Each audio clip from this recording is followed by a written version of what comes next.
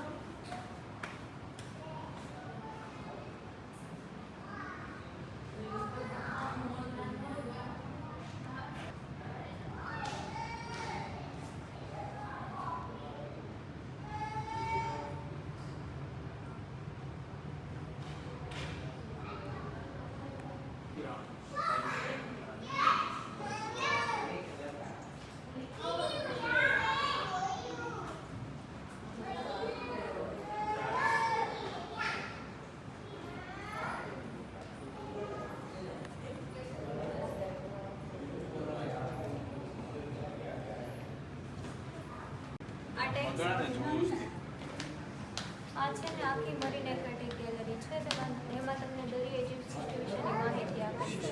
અહીંયા આવા 4 live fish tank રાખેલા છે અને 34 ડાયએક્ઝિબિટ મોડલ રાખેલું છે. અને ડ્રાય એક્ઝિબિટ મોડલ બધા એવા છે કે આપણે અહીંયા લાઈવનું રાખી શકીએ. સી લાયન છે, વેલ છે, શાર્ક છે, એ બધી ફિશ છે. આ ટેન્કમાં રાખેલી છે. ટોટલ બધા ટેન્કમાં છે ને બધી કાર્નિવરસ અને સોલ્ટ વોટર ફિશિસ છે, એટલે એ બધી માંસાહારી ફિશ રાખેલી છે. એને ફૂડમાં છે નાની નાની ફિશ છે, શ્રીમ છે, પ્રોન્સ છે, એવું બધું ફૂડમાં યુઝ કરવા માટે આવતું. આ ટેન્કમાં રાખેલી છે. આમાં બધી ગ્રુપમાં રાખેલી ફિશ છે. જે ફિશનું આપણું ગ્રુપ સાથે રહેતું હોય એને સ્કૂલ કહેવાય. તો આ બધી સ્કૂલિંગ ટાઈપની ફિશ તમને દેખાય છે. એમાં જે બ્લેક થીમ તમને દેખાય છે એ બધી સ્પોટેડ સ્કેટ છે, અથવા તો એને કહેવાય ગ્રીન સ્કેટ ફિશ છે. અને જે બધી સિલ્વર યલો જેવી દેખાય છે એ બધી મોનો એન્જલ ફિશની સ્પીસીસ છે. હા, મોનો એન્જલ ફિશ. અને એને છે ને સાથે રાખવી પડે. આ ગ્રુપમાં રાખતી ફિશ છે એને કોઈ દિવસ એકલા ના રાખી શકીએ. જો એકલા રાખશો એક અલગ ટેન્કમાં તો સ્ટ્રેસમાં આવીને મરી જશે વહેલા. એટલે આ બધી ગ્રુપમાં રહેતી ફિશ તમને બતાવેલી છે. આમાં તમને એક રેડ કલરની ફિશ દેખાશે. એ છે રેડ સ્ક્વિરલ ફિશ. એ નોક્ટર્નલ ફિશ છે કે તમને રાત્રે વધારે એક્ટિવ થતી જોવા મળે. અને જો ઓપન સીમાં હોય તો એ રાત્રે વધારે શિકાર કરવાનું પસંદ કરે છે. આ છે રેડ સ્ક્વિરલ ફિશ.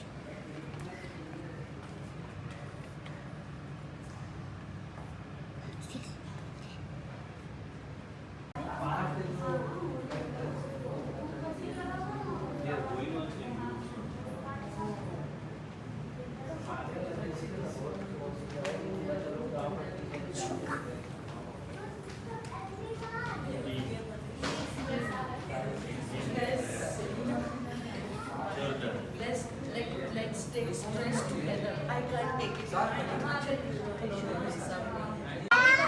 इतना है फिर बाद में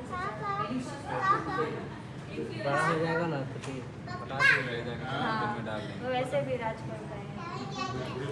अच्छा यहाँ पर भी तेल हो गया यहाँ पर एक तरफ हो गया तो ये बेबी शार्क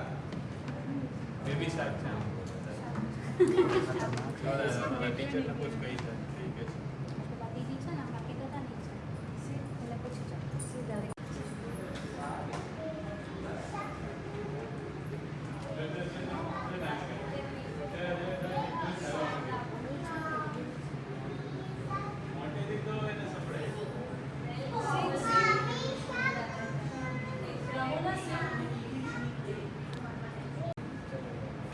ऑटोमोबाइल गैलरी में यहाँ से आप दूसरी गैलरी में जाओगे वहाँ पे एग्जिट सेक्शन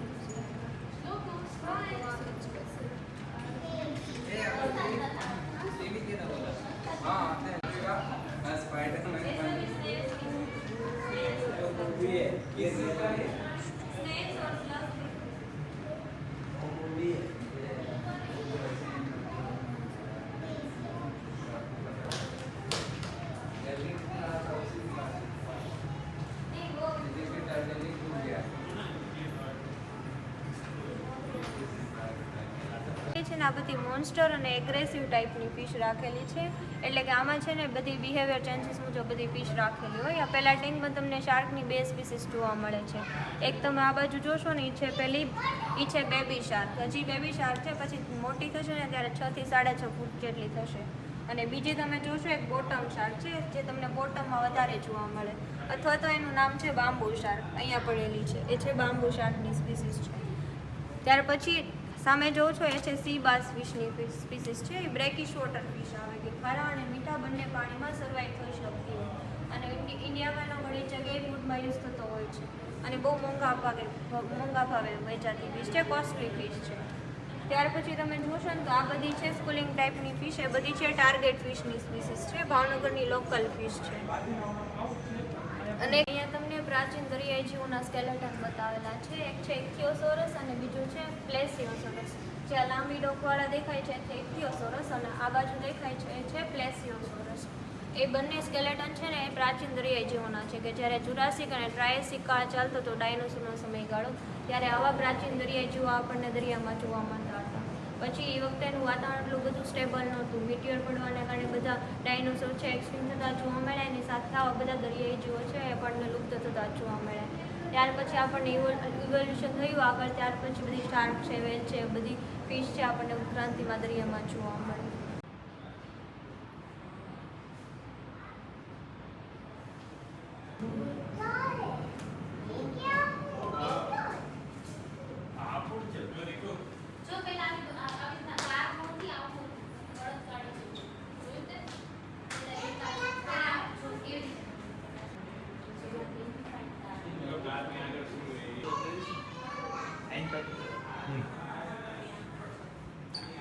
કહેજો કીધું છે.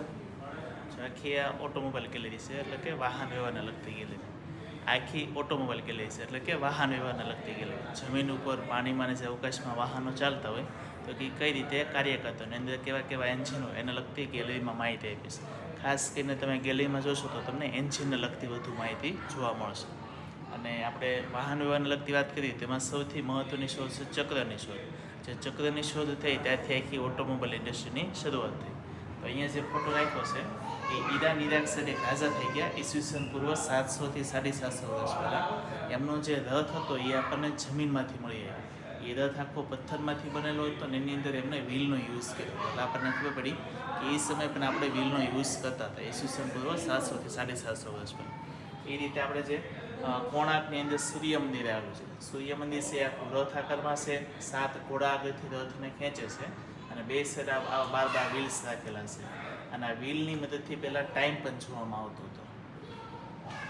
અહીંયા આખું જે ચક્રનું ઇવોલ્યુશન થયું આખું દેખાડ્યું કે સૌપ્રથમ પથ્થરમાંથી વ્હીલ્સ બનાવવાના હતા અને એનો આપણે યુઝ કર્યો હતો.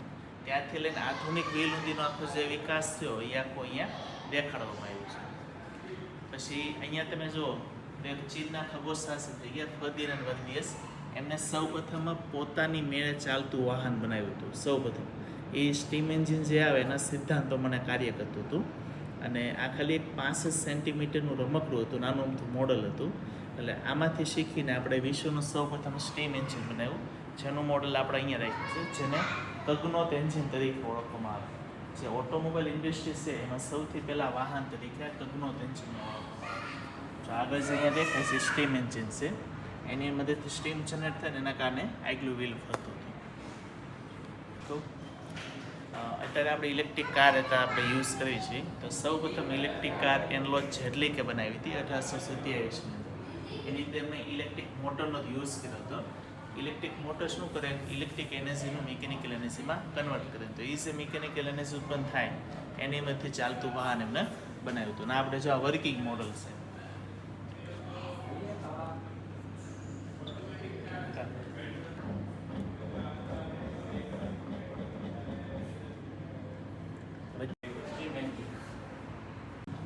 આપણે સાયકલનો યુઝ કરીએ તો વિશ્વની સૌપ્રથમ આખી આ સૌથી પહેલી સાયકલ છે, આખી લાકડામાંથી બનાવવામાં આવી હતી અને એમાં કોઈ પેડલનો યુઝ નહોતો થયો. આ રીતે પગની મદદથી હાંકવામાં આવતું સૌપ્રથમ સાયકલ. પછી જે બીજી સાયકલ બની આખી લોખંડમાંથી બનાવવામાં આવી અને એમાં એટલા વ્હીલ્સની અંદર પેડલ કનેક્ટ કરેલા. એટલે વિશ્વની પહેલી 2 સાયકલ આપણે અહીંયા રાખી છે. પછી આપણે આગળ જે જોઈએ બધા સ્ટીમ એન્જિન હતા. અહીંથી આઈસી એન્જિનની શરૂઆત થશે, એટલે કે ઇન્ટરનલ કમ્બશન એન્જિન, એટલે કે એવા એન્જિન જે ઇંધણ એટલે ફ્યુલની મદદથી ચાલતા. સૌ પ્રથમ આઈસી એન્જિન આ છે જે હાઇડ્રોજનની મદદથી ચાલતા, હાઇડ્રોજન. પછી બીજું આઈસી એન્જિન આ છે જેને હિપ્પોમોબાઈલ એન્જિન તરીકે ઓળખવામાં આવે. અને આપણે દેશી ભાષામાં આડું એન્જિન તરીકે ઓળખવામાં આવે છે. અને વ્યવહારુ જીવનમાં જે સૌથી પહેલાં એન્જિનનો યુઝ થયો હોય હિપ્પોમોબાઈલ એન્જિન હતું. અહીંયા તમે જોશો વિશ્વની સૌથી પહેલી કાર છે, માર્કસ નામના એન્જિનિયરે બનાવી હતી. આ સૌથી પહેલી કાર આને કરવામાં આવે. સૌથી પહેલી કાર એટલે કહેવામાં આવશે કે આનો પૂરો શેપ આખો કાર જેવો હતો. 4 વ્હીલ્સ હતા, સ્ટેરિંગ હતું, ડ્રાઈવરની બેવાની જગ્યા અલગ, પાછળ બેવાની જગ્યા અલગ. એટલે આને વિશ્વની સૌથી પહેલી કાર તરીકે ઓળખવામાં આવે છે. પછી અહીંયા જો અમને જે દેખાય છે વિશ્વની સૌથી પહેલી બાઇક છે. ગોટલિબ ડાયમર નામના એન્જિનિયર હતા, એમના બનાવી હતી સૌથી પહેલી બાઇક.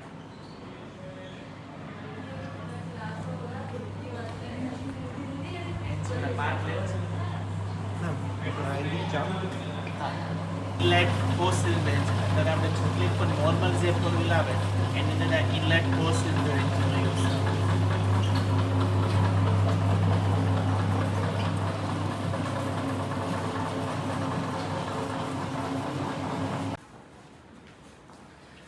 અહીંયા તમે જે મોડલ જોશો આખું ઇલેક્ટ્રિક કારનું છે. ઇલેક્ટ્રિક કાર કઈ રીતે કાર્ય કરે એ સમજાયું છે. તેમાં મુખ્ય 2 વસ્તુ, એમાં મુખ્ય 3 વસ્તુનો યુઝ થાય. તો ઇલેક્ટ્રિક મોટર છે, બેટરી અને ઈસીયુ. ઇલેક્ટ્રિક મોટર શું કરે, ઇલેક્ટ્રિક એનર્જીનું મિકેનિકલ એનર્જીમાં કન્વર્ટ કરે. તો એના માટે જે ઇલેક્ટ્રિક સપ્લાય જોઈએ તો અહીંથી બેટરીની મદદથી મળે. અને એનું મેઇન મગજ કહેવાય ઈસીયુ કહેવાય, ઇલેક્ટ્રોનિક કંટ્રોલર યુનિટ. એ શું કરે કે આપણે જેટલો લીવર આપી આટલો ઇલેક્ટ્રિક સપ્લાય ઇલેક્ટ્રિક મોટર સુધી પોગાડશે. તો આ વર્કિંગ મોડલ છે આખું.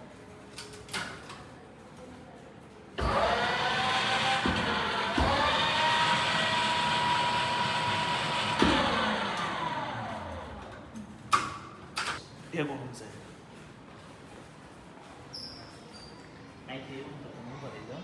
આ લઈ લેવાનું, આ લઈ લે એ રીતે. બસ કરું ચાલો.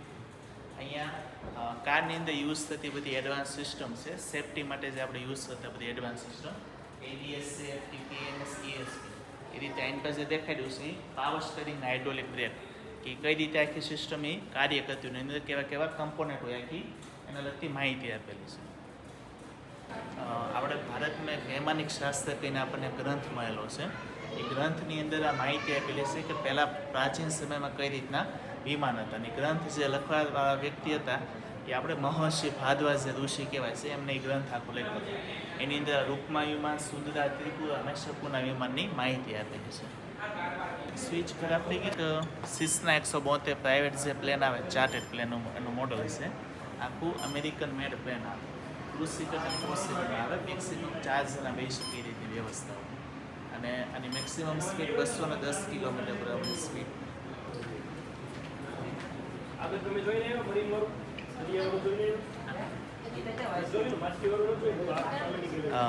અહીંયા જે મોડલ રાખ્યું છે, ભારત પોતાનું સ્પેસ સ્ટેશન અવકાશમાં મોકલવાનું છે એનું મોડલ છે. આપણે જે અવકાશીય સંશોધન સંસ્થા છે ISRO એ આ મોકલવાનું છે. આ ટોટલ 52 ટન વજનનું છે. એને અલગ અલગ પાર્ટ્સમાં મોકલવામાં આવશે. અને સ્પેસ સ્ટેશન હોય તો એમાં તો વૈજ્ઞાનિકો 5 થી 6 મહિના રોકાઈ શકે એ રીતની આખી એમાં વ્યવસ્થા. જેટ અને સ્કેમજેટ એન્જિનની માહિતી આપી છે. એ એન્જિન છે એની સ્પીડ બહુ વધારે હોય, અને સ્પીડ આપણા અવાજ કરતાં પણ વધુ હોય.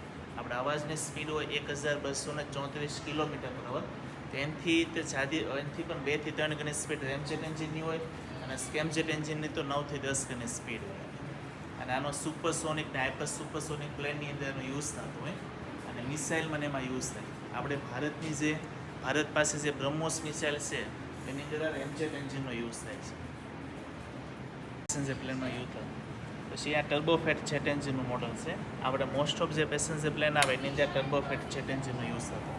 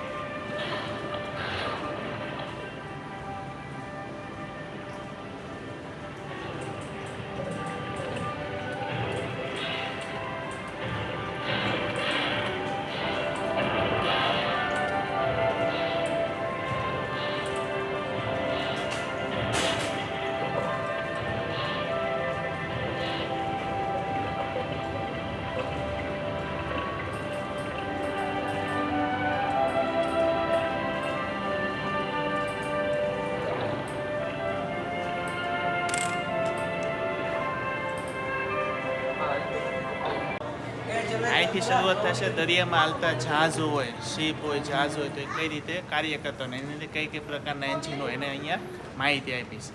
અહીંયા જે તમને ઓડી રાખી છે વિશ્વની સૌપ્રથમ ઓડી દેખાડી છે, જેની શોધ ઈસવીસન પૂર્વ 8000 વર્ષ પહેલાં થઈ ગઈ.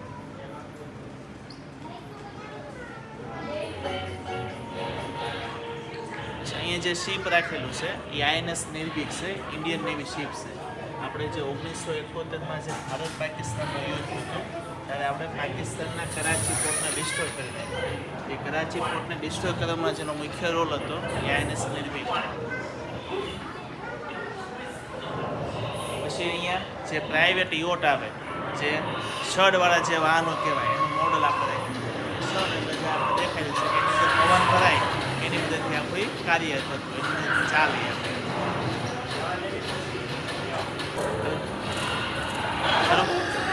અહીંયા જે દેખાય છે આખું 9D VR છે. જે 3D આવે એ રીતે 9D છે, 360 ડિગ્રી આખું આપણે દેખાય આપણને. અને એની અંદર મુખ્ય 3 વિડીયો આપણે મળે છે. બાઇક રાઇડ છે, ડાયનાસોર અને મરીનનો વિડીયો છે.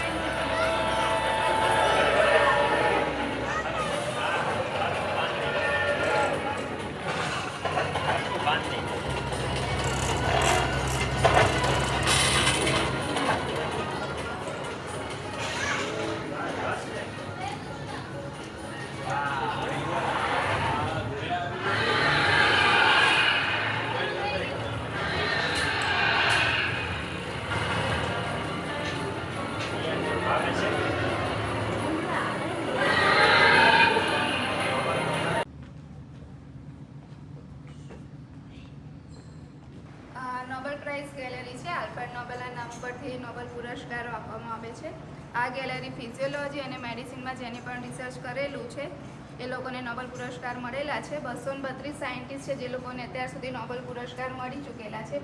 એમાંથી એક ઇન્ડિયન છે હરગોવિંદ ખુરાના, એ તમને બી સેક્શનમાં જોવા મળશે. આ છે રોબર્ટ કોટ, જેને ટીબીના બેક્ટેરિયા પર રિસર્ચ કરેલું છે. પછી આ જે છે એમને મેલેરિયા કરતાં પેરાસાઇટ પર રિસર્ચ કરેલું છે, એના માટે એમને નોબેલ મળેલો છે. આલ્વર છે, આમને આપણે આંખોથી કેવી રીતે જોઈ શકીએ છીએ એના પર રિસર્ચ કરેલું છે અને એમને નોબેલ પુરસ્કાર મળેલો છે. રોબર્ટ બેરેની છે, જે એમને ઓટોલોજી પર સ્ટડી કરેલું છે, જે કાન આપણે ખાલી સાંભળવાનું કામ નથી કરતા, બોડીને બેલેન્સ કરવાનું કામ પણ કરે છે, એ એમને રિસર્ચ કરેલું છે. એમિલ બહેરીન જે ફર્સ્ટ સાયન્ટિસ્ટ છે જે એમને નોબેલ પુરસ્કાર મળી ચૂકેલો છે. આ જે સાયન્ટિસ્ટ છે એમને નર્વસ સિસ્ટમ ઉપર કામ કરેલું છે. નોબેલ પુરસ્કાર જે છે એ શેરિંગમાં પણ મળી શકે છે. 2 જણને મેક્સિમમ 3 જણને ઇન્સ્યુલિનની શોધ માટે અમને નોબેલ પુરસ્કાર મળી ચૂકેલો છે. મોસ્ટ ઇમ્પોર્ટન્ટ એ છે કે સર બેન્ટિંગ જે છે એ આ ગેલેરીની અંદર એકદમ યંગેસ્ટ છે, જેમને 31 વર્ષની ઉંમરમાં નોબેલ પુરસ્કાર મળી ચૂકેલો છે. અને ECG મશીનની શોધ કરેલી છે, એના માટે એમને નોબેલ પુરસ્કાર મળી ચૂકેલો છે. ઓગસ્ટ ક્રોક છે, જેમણે સમજાયું છે કે ઓક્સિજન લેતી વખતે અમુક નલિકાઓ ઓપન થાય છે અને જેને જરૂર ના હોય ત્યારે એ નલિકાઓ બંધ થઈ જાય છે.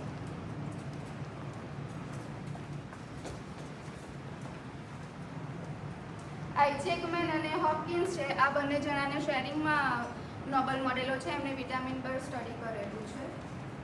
પછી આ 3 સાયન્ટિસ્ટ છે, એમને હૃદયમાં કોઈ તકલીફ હોય તો ECG કરાવીએ છીએ, બ્રેઇનમાં કોઈ તકલીફ હોય તો આપણે ECG કરાવવું પડે છે અને નર્વસ સિસ્ટમ ઉપર એમને નોબેલ પુરસ્કાર મળેલો છે. હેન્સ ફીમેન આ સાયન્ટિસ્ટ છે, આમને ઓર્ગેનાઇઝેશન ઇફેક્ટ આપેલી છે, એના માટે એમને નોબેલ પુરસ્કાર મળી ચૂકેલો છે. આ આલ્બર્ટ છે, આમને વિટામિન C, ખાટા ફળો ખાવાથી વિટામિન C મળે, એના રિસર્ચ પર એમને નોબેલ પુરસ્કાર મળી ચૂકેલો છે. થોમસ હન્ટ છે, આમને જીનેટિક્સ પર રિસર્ચ કરેલું છે અને વારસાગત લક્ષણો કેવી રીતે આગળ વધે છે એના ઉપર એમને નોબેલ પુરસ્કાર મળેલો છે. કાર્લ લેન્સ સ્ટેનર છે, જેમને બ્લડ ગ્રુપ સિસ્ટમ આપેલી છે ABABO. Sir Fleming, sir chain અને સર ફ્લોરી આ ત્રણેયનો શેરિંગમાં એવોર્ડ મળેલો છે. એમને એક પેનિસિલિન નામની એન્ટીબાયોટિક પર રિસર્ચ કરેલું છે. ગેટ્રી કોરી આ ફર્સ્ટ ફિમેલ છે, જેમને નોબેલ પ્રાઇઝ મળેલો છે.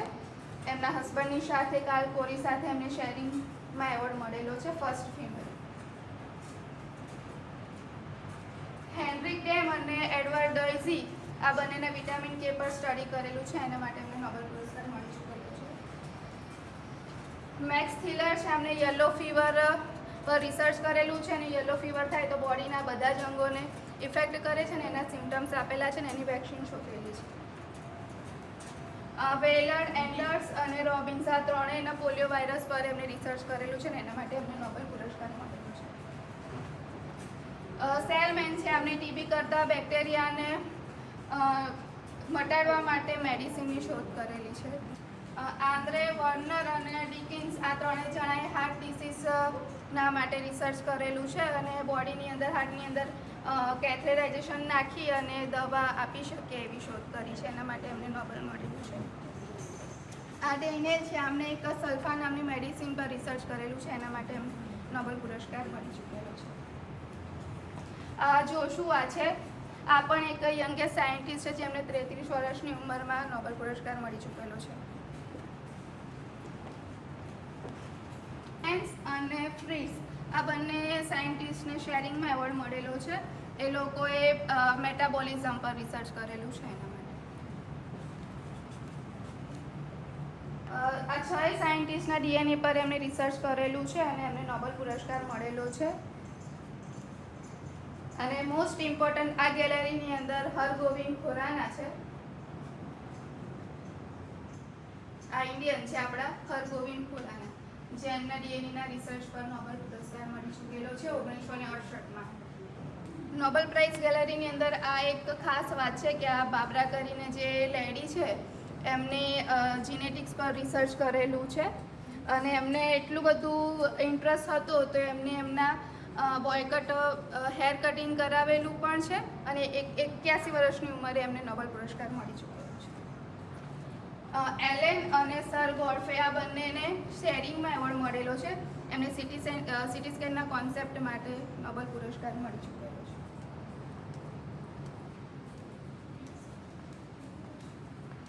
કાર્લ વોન, કોર્નાલ અને નિકોલસ આ ત્રણેયને એનિમલ બિહેવિયર ઉપર નોબેલ પુરસ્કાર મળી ચૂકેલો છે કે પ્રાણીઓના વર્ણુતક કેવી રીતે કામ કરે છે એના માટે. વોર્નર, ડેનિયલ અને હેલ્મિન્સ આ ત્રણેયને પણ શેરિંગમાં નોબેલ પુરસ્કાર મળેલું ચૂકે છે. એ લોકોએ ઇમ્યુનિટી સિસ્ટમ ઉપર કામ કરેલું છે અને ડીએનએ કેવી રીતે આગળ જાય છે ને એના માટે અમને મળેલો છે. નીલ્સ, જ્યોર્જીસ અને સીઝર આ લોકો એન્ટીજન અને એન્ટીબોડીના કોન્સેપ્ટ ઉપર કામ કરેલું છે કે એન્ટીજન અને એન્ટીબોડી બોડીની અંદર કેવી રીતે વર્ક કરે છે. ચાર્લ્સ બી હગિન્સ આમને પ્રોસ્ટેટ કેન્સરના 4 સ્ટેજ બતાવેલા છે અને હોર્મોન્સ એના ઉપર કેવી રીતે વર્ક કરે છે એના માટે એમને નોબેલ પુરસ્કાર મળી ચૂકેલો છે. એડવર્ડ ડોનલ છે, આમને હાડકાની અંદર આપણને કેન્સર કેવી રીતે થાય છે એના પર એમને સ્ટડી કરેલું છે. આ બેરી છે, આમને પેટની અંદર આપણને જે અલ્સર થાય છે ગેસ્ટ્રિક એના માટે એમને નોબેલ મળેલો છે. આ એડમેન્ટ છે, આમને પ્રોટીન આપણી બોડીમાં કેવી રીતે બને છે એના પર એમને કોન્સેપ્ટ ઉપર એમને નોબેલ મળી ચૂકેલો છે. આ રિચાર્ડ છે, આમને બોડીની અંદર ડીએનએ અને આરએનએ કેવી રીતે વર્ક કરે છે એના પર સ્ટડી કરેલું છે. આ પીટર છે, એમને ઇમ્યુનિટી સિસ્ટમ ઉપર કામ કરેલું છે કેવી રીતે ડીએનએ અને આરએનએ આપણી બોડીમાં કામ કરે છે. આ છે WBC કે ટી નેચરલ સેલ જે છે બોડીની અંદર કેવી રીતે બહારથી આવતા વાયરલ અને બેક્ટેરિયા ઉપર ઇફેક્ટ કરીને બોડીને બચાવે છે. આ છે સ્ટેનલી, આમને બોડીની અંદર બ્રેનની અંદર પ્રોટીન બનાવવા માટે જે પ્રાયન્સ નામનો એક રોગ હોય છે એના પર એમને સ્ટડી કરેલું છે. આમને પણ ડીએનએ અને આરએનએ પર સ્ટડી કરેલું છે. આ મેરી ફેન્ટ્રિક અને સિમોન આ લેટેસ્ટ 2025માં નોબેલ પુરસ્કાર મળી ચૂકેલા છે. એ લોકોએ પણ ઇમ્યુનિટી સિસ્ટમ ઉપર કામ કરેલું છે. સર રોબર્ટ આમની IVF સિસ્ટમનો કોન્સેપ્ટ લાવેલા છે. પછી જોસેફ છે, આમને ઓર્ગન ટ્રાન્સપ્લાન્ટનો કોન્સેપ્ટ લાવેલા છે કે કિડની ને બધું કેવી રીતે એક મનુષ્યમાંથી બીજામાં ટ્રાન્સપ્લાન્ટ કરી શકીએ. પછી પોર્ટ અને સર પીટર આ બંને MRIનો કોન્સેપ્ટ લાવેલા છે કે બોડીની અંદર બ્રેઇનના નોર્મલ સોફ્ટ ટિશ્યુ કેવી રીતે ઓબ્ઝર્વ કરી શકાય. લ્યુક અને ફ્રાન્કોઇસ છે, આમને HIV અને જે એડ્સ કરતો વાયરસ છે એના પર સ્ટડી કરેલું છે.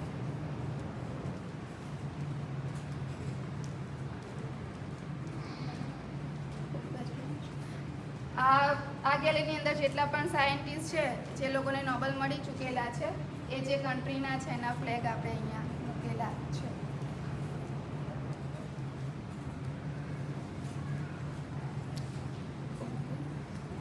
આ તુયુ છે, આપણે આગળ જોઈ લીધું કે મેલેરિયા કેવી રીતે થાય છે મચ્છરથી. તો તુતુ એ મેલેરિયાની મેડિસિન શોધેલી છે, એના માટે એમને નોબેલ પુરસ્કાર મળેલું છે.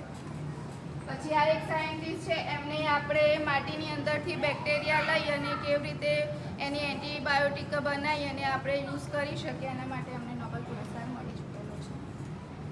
સર જોન્સ અને સર સિનિયા છે, આમને ક્લોનિંગ સિસ્ટમ ઉપર વર્ક કરેલું છે કે કેવી રીતે આપણે એકને બીજાની અંદર ટ્રાન્સફર કરીને એને આપણા જેવા લક્ષણોવાળું બીજું મનુષ્ય લાવી શકીએ. આ ત્રણેયના પણ એમને ઇમ્યુનિટી સિસ્ટમ ઉપર કામ કરેલું છે કે WBC જે વ્હાઇટ બ્લડ સેલ છે એ બોડીની અંદર બહારથી કોઈ વાયરલ કે બેક્ટેરિયા બોડીની અંદર આવે છે તો કેવી રીતે આપણી બોડી એને સામે ફાઇટ કરે છે અને બોડીને રક્ષણ આપે છે.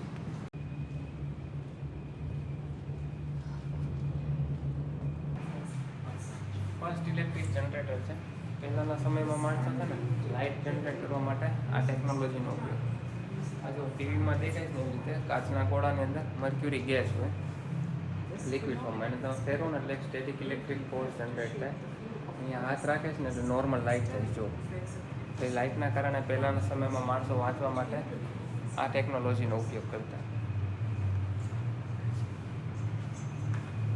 પછી આગળ છે બેન્જામિન ફ્રેન્કલિનનો લાઇટનિંગ રોડ છે. અત્યારે આપણે સોલાર પેનલ ઉપર છે, પછી મોટી બિલ્ડિંગ ઉપર છે, તેમાંનો ઉપયોગ કરીએ છીએ કે વીજળી પડે તેના પ્રોટેક્શનમાં નીચે અંદર ગ્રાઉન્ડ થઈ જાય. ત્યાં હેનરી કેવેન્ડિશ બુક છે જેને હાઇડ્રોજન વાયુની શોધ કરી હતી અને ઇલેક્ટ્રિકલ નાના 3 નિયમ હોય. પછી આ બધા ભૌતિક શાસ્ત્રના નિયમ, કુલમ્બનો નિયમ, પછી ઓહમ ના હીટ, પછી એક વાયરલેસ કોમ્યુનિકેશનનો એક્સપેરિમેન્ટ છે. આપણે અત્યારે આઈફોન આવે છે એની પાછળ આપણે પાવર બેંક રાખીએ તો ફોન ચાર્જ થાય ને. 2 ઇન્ડક્શન કોઇલ છે, વચ્ચે આ જગ્યા દેખે ને 5 mmની, એમાં આપણે હાઈ વોલ્ટેજ સપ્લાય આપશો ને તો એક સ્પાર્ક થશે. સ્પાર્કના કારણે પાછળ એલઈડી ઓન થશે. એલઈડી ઓનના કારણે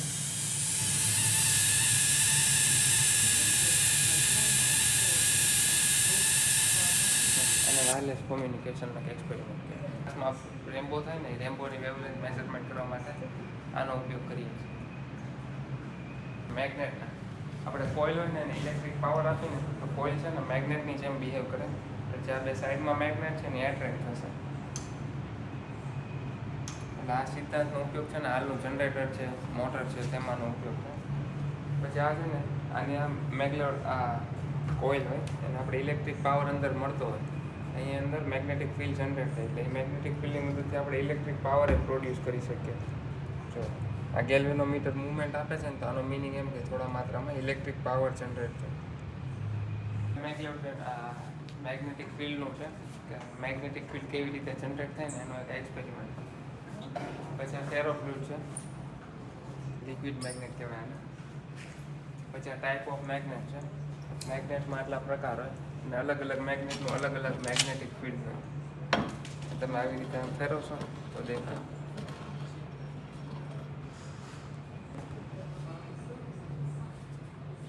મેગ્નેટિક ફિલ્ડ કંઈ ટચ ન કરો. એ ડી જનરેટર છે. મેગ્નેટિક આપણા કોઇલ હોય ને એને મેગ્નેટમાં ફેરવશું ને એટલે ઇલેક્ટ્રોમેગ્નેટ જનરેટ થાય. પછી આ 2 પોપ છે ને એની મદદથી આપણે ઇલેક્ટ્રોમેગ્નેટની મદદથી આપણે ઇલેક્ટ્રિક પાવર જનરેટ કરીશું.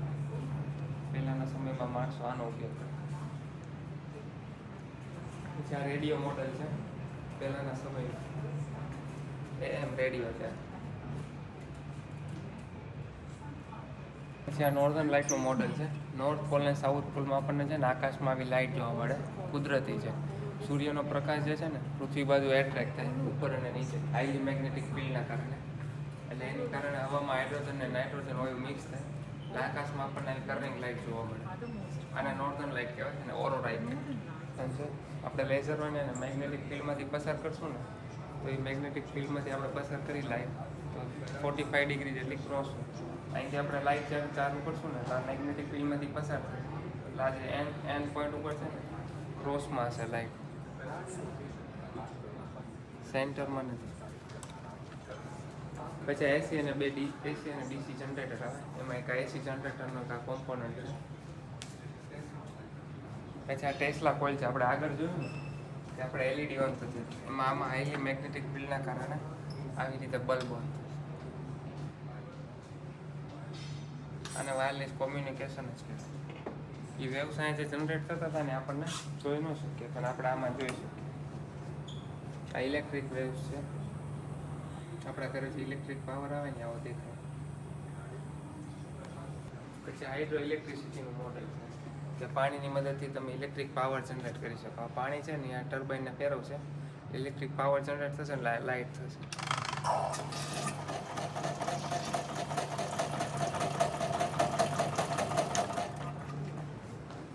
સ્ટેટિક ઇલેક્ટ્રિક ફોર્સને કારણે વાળ ઉપર આવી અસર દેખાય. બેન તમે આવી જાઓ, બહુ વજન ન દેખાય.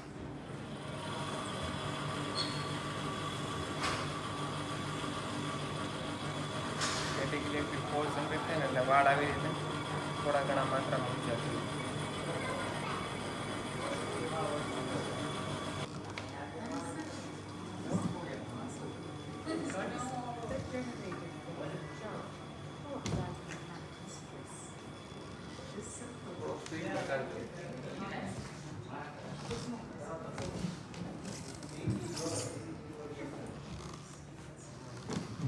મેગ્લેવ ટ્રેનનું મોડેલ છે. જાપાનની ટેકનોલોજી. મેગ્નેટિક ફિલ્ડની મદદથી આખી ટ્રેન હવામાં ચાલે છે. જે બ્લેક છે ને એ બધા મેગ્નેટ આખી ટ્રેન ચુંબકીય સ્પીડ જાપાનમાં ટ્રેનની સ્પીડ 650 કિલોમીટર પર હોય. વિડીયો લેવાનો જલ્દી લઈ લેજો. આરો તો વાત હોય ચોરી બોરીમાં